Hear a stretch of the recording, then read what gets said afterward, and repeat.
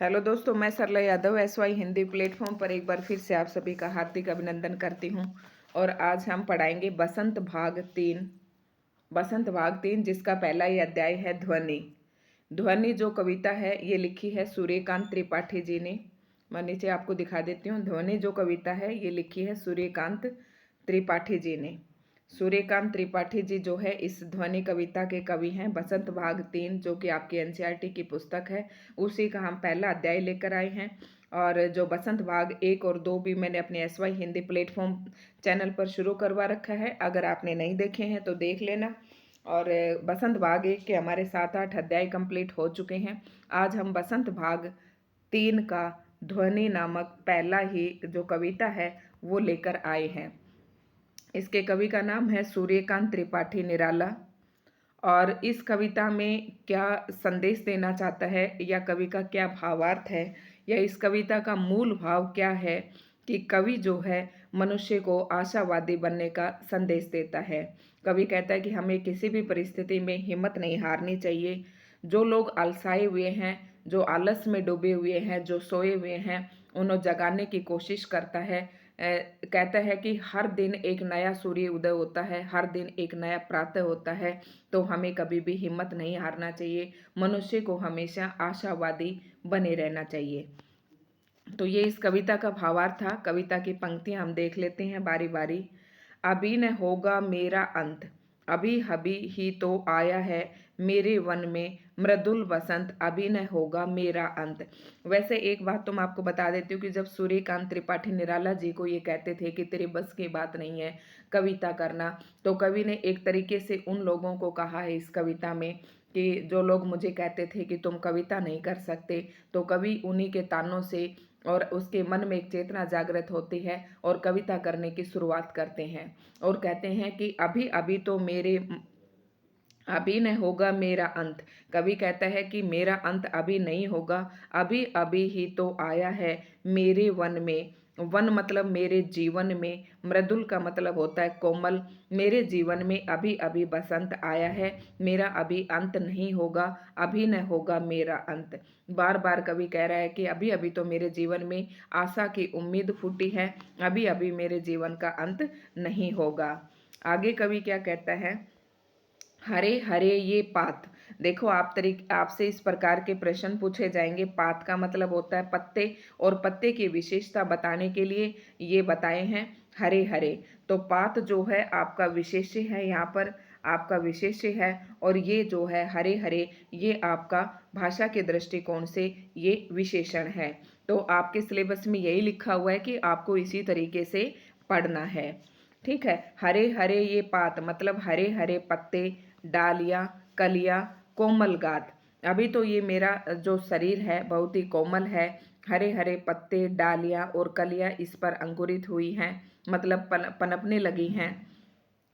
मैं ही अपना स्वपन मृदुल कर। कवि कर, कर का मतलब यहाँ है हाथ। मृदुल कर का मतलब कोमल हाथ। मृदुल का मतलब है कोमल हाथ। मैं ही अपना स्वपन मृदुल कर फेरूंगा निंद्रित कलियों पर। निंद्रित मतलब जो सोई हुई कलियां हैं। जगह एक प्रत्युष मनोहर, मनोहर मन को हरने वाला जो प्रातः काल है। इसमें देखो ये मैंने आपको प्रत्युष का मतलब प्रातः काल, निंद्रित मतलब सोया हुआ। अब कवि सूर्यकांत त्रिपाठी निराला जी कहते हैं कि मैं ही अपने कोमल हाथों से जो कलियां सोई हुई हैं उनको उनके ऊपर हाथ फेर कर प्रातःकाल होने का संदेश दूंगा। अर्थात मैं ही उन लोगों को कहूँगा कि तुम सोए हुए लोगों जो आलस में डूबे हुए हैं, तुम उठो, मैं प्रातःकाल का संदेश लेकर आया हूँ। अर्थात फिर से एक बार बता देती हूँ, हरे हरे डालियाँ, कलियाँ, कोमल गात। कवि कहता है कि अभी अभी तो ये जो शरीर है कोमल, कोमल शरीर के हरे हरे पत्ते, डालियाँ, कलियाँ फूटने लगी हैं। मतलब मैं ही अपना स्वप्न मृदुल कर, कह रहा है कि मैं ही अपने कोमल हाथों से सोई हुई कलियों को जगा कर प्रातःकाल का एक मनोहर संदेश दूंगा। ठीक है। मतलब यहाँ पर कवि उनको आशावादी बनने का संदेश देगा कि तुम उठो, क्यों अपनी हिम्मत हार चुके हो। पुष्प से तंद्रालस, तंद्रालस होता है नींद से अलसाया हुआ। पुष्प पुष्प से, यहाँ पर पुष्प पुष्प एक ही शब्द 2 बार आया है, तो इस तरह की वर्तनी को हम पुनरावर्ती वर्तनी कहते हैं, पुनरावृत्ति कहते हैं। ठीक है, तो जहाँ पर एक ही शब्द की बार बार आवर्ती होती है वह पुनरावर्ती अलंकार भी होता है हमारा। ये बात यहाँ पर बतानी थी आपको। पुष्प पुष्प पुष्प से तंद्रा लस, लालसा खींच लूंगा मैं। कह रहा है कि हर एक फूल फूल के अंदर जो नींद से अलसाई हुई है उसे मैं दूर हटा दूंगा, अपने नवजीवन का अमृत शहर से सींच दूंगा, और मैं अपने जीवन में नया अमृत से उसे शहर से सींच दूंगा। मतलब ये कवि ये कह रहा है कि जो पुष्प जो फूल मुरझाया हुआ, आलस से मुरझाया हुआ है, मैं उसे अमृत से सींच दूंगा, अपने नए जीवन रूपी अमृत से उसे सींच दूंगा। अर्थात जो जीवन, जो मनुष्य इस दुनिया से हार मान चुका है, जो निराशावादी हो चुका है, मैं उसके अंदर आशा का किरण अंकुरित कर दूंगा। द्वार दिखा दूंगा फिर उनको, है मेरे वे जहां अनंत, अभी न होगा मेरा अंत। कह रहा है कि मैं ये उनको भी वहां तक ले जाऊंगा जहां पर मेरे पहुंच चुके हैं, और मेरे जो बहुत सारे लोग हैं जो अनंत हैं, जिनकी संख्या हम गिन भी नहीं सकते, मैं उन्हीं लोगों तक इनको भी पहुंच जाने का द्वार दिखा दूंगा।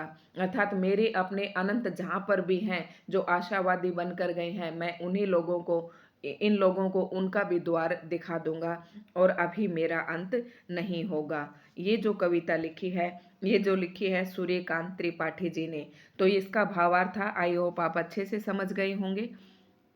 और अब मैं एस्टेट वालों के देखो प्रश्नों के उत्तर तो कोई खास इतना वो नहीं है, लेकिन जो भाषा से संबंधित आपका प्रश्न बनता है वो मैं जरूर लेकर आती हूँ। देखो ये, और मैंने कविता में आपको ये सारी बातें हाथ को हाथ बता दिए हैं।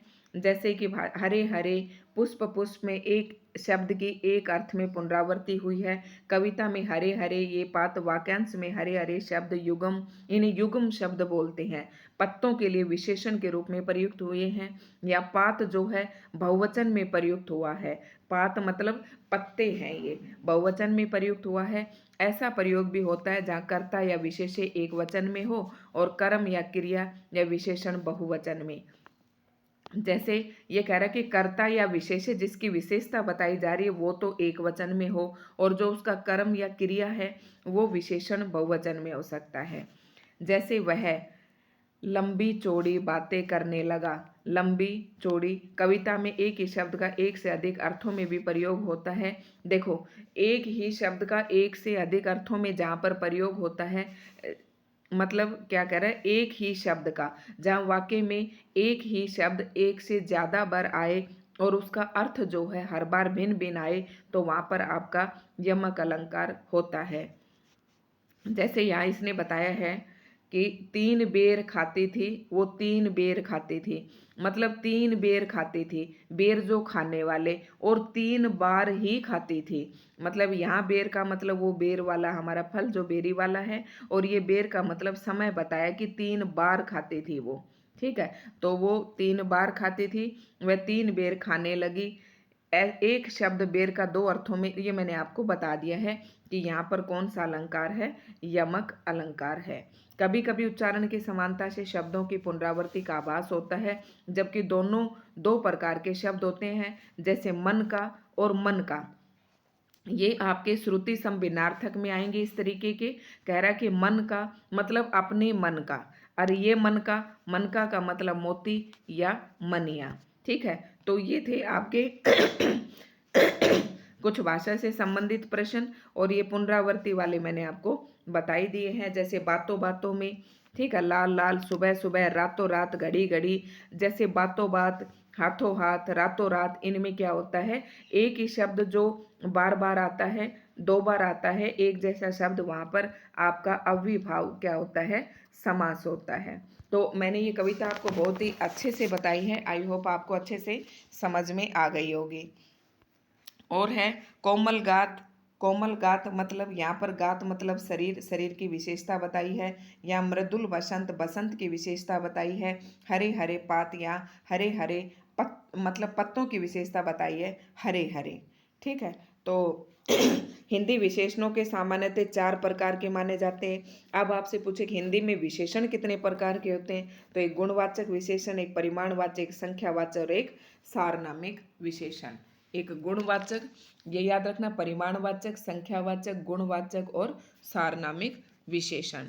तो ये था हमारा आज का अध्याय। बहुत ही मैंने अच्छे तरीके से आपको पढ़ाने की कोशिश की है। अगर दोस्तों आपको हमारी वीडियो पसंद आती है, please like, share and subscribe ज़रूर करें। अगर आप हमारे चैनल पर नए हैं तो चैनल को ज़रूर सब्सक्राइब करें।